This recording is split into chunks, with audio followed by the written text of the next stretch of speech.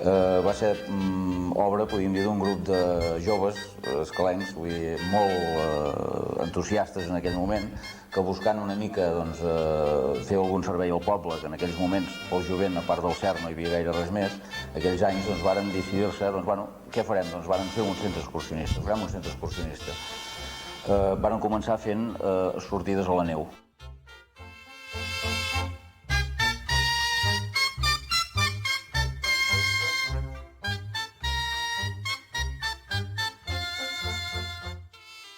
Aquesta exposició que veiem aquí, que avui inaugurem, és l'exposició que celebra o commemora 10 anys del grup del centre excursionista, aquests últims 10 anys de l'excursionisme a l'Escala.